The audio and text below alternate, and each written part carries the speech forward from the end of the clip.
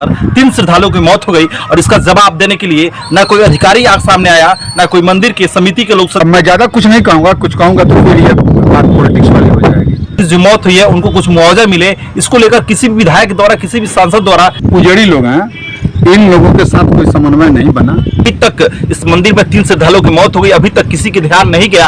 आखिर क्यों नहीं गया यह बहुत। नमस्कार, आप देखना शुरू कर चुके हैं एवन न्यूज बिहार। मैं हूं शिवम। अभी मौजूद है सीवान जिले के सुप्रसिद्ध मंदिर बाबा महेंद्र नाथ के मंदिर पर मौजूद है।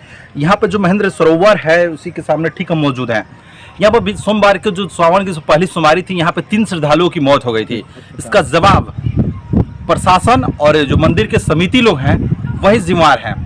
तीनों मौत के जिम्मेवार सिर्फ वही लोग हैं, क्योंकि जब टाइम था गेट खोलने का 12 बजे तो गेट खोला गया 4 बजे। इसी को लेकर तीन श्रद्धालुओं की मौत हो गई और इसका जवाब देने के लिए ना कोई अधिकारी आग सामने आया, ना कोई मंदिर के समिति के लोग सदस्य सामने आए कि आखिर मौत क्यों हुई, और किसी पे भी FIR दर्ज नहीं हुआ।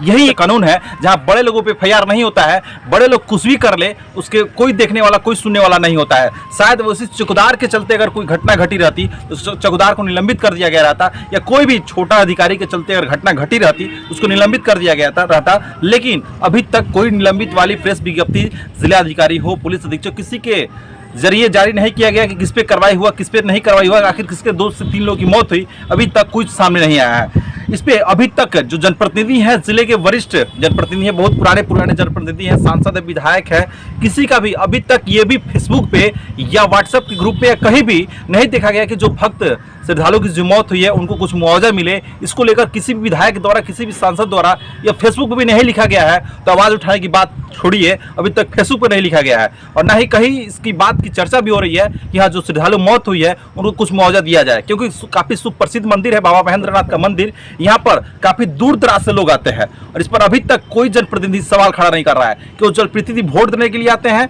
महेंद्र नाथ मंदिर के नाम पर वोट लेंगे, हिंदू के नाम पर वोट लेंगे, लेकिन जब भक्त के साथ कोई मुसीबत आएगा, आम जनता के साथ मुसीबत आएगा तो कोई जनप्रतिनिधि खड़ा होने लायक नहीं है। लेकिन इस घटना के बाद प्रशासन तत्परता दिखाते हुए मंदिर में काफी चुस्त दुरुस्त व्यवस्था कर दी है। लेकिन अब आगे जो पूजा करने भक्त आएंगे वो काफी आसानी से पूजा कर सकेंगे, लेकिन उस दिन की जो लापरवाही हुई है उस पर अभी तक कार्रवाई क्यों नहीं हुई, यह बहुत ही बड़ा सवाल खड़ा होता है जिलाधिकारी पर। जो भी वरिष्ठ अधिकारी उन पर खड़ा होता है। कई अधिकारी भी यहाँ पहुंचे होते महेंद्र नाथ मंदिर पर जायजा लेने कि कैसे घटना घटी है, लेकिन अभी तक कुछ सामने नहीं आया कि घटना कैसे घटी, आखिर दोषी कौन है, इसकी अभी तक कुछ खुलासा नहीं हुआ है। मेरे साथ वरिष्ठ पत्रकार है दिलीप सिंह मौजूद हैं, उनसे हम जानकारी लेंगे क्या कुछ घटना घटी है, इस पर प्रशासन को क्या चाहिए, जो जनप्रतिनिधि उनको क्या मांग करनी चाहिए। देखिए, घटना घटी जो पहली सोमवारी था उस दिन, लेकिन जब प्रशासन को इसके लिए मीटिंग, निश्चित शांति समिति की मीटिंग हुई होगी, उस मीटिंग में ठोस नियम बना लेने चाहिए था और उस प्रोटोकॉल के हिसाब से यहाँ पर एफर्ट लगा देना चाहिए प्रशासन को कि इस तरह से पूजा अर्चना होगा, इतनी भीड़ आएगी तो उसके लिए प्रशासन क्या करता।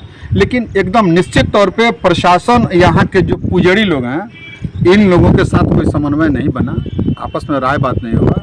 जो जहाँ था वहीं था, जो था वहीं पर मस्ती में था कि सोमवारी आया, काफ़ी भीड़ होगा, प्रशासन भी अपने घर में था। लेकिन घटना घटती है छोटा गेट खोलने के कारण। सबसे दुर्भाग्य की बात है, घटना जो घटा होने वाला था वो हो गया।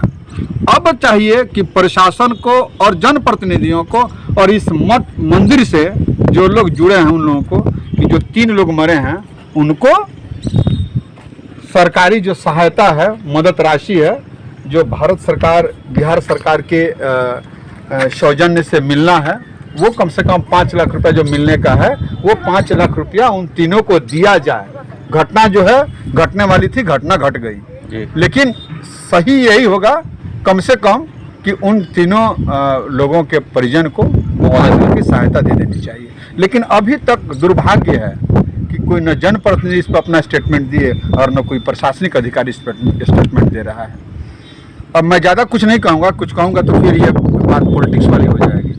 उठा के इतिहास देख लीजिएगा कि यही घटना यदि दूसरे कोई किसी समूह के यहाँ घटना हुआ होता तो देखते ही लोग क्या करते हैं। यहाँ पर कई गो रैली और कई गो धरना प्रदर्शन हो गया, लेकिन ज्यादा कुछ कहेंगे तो ये फिर पॉलिटिक्स में बात चली जाएगी।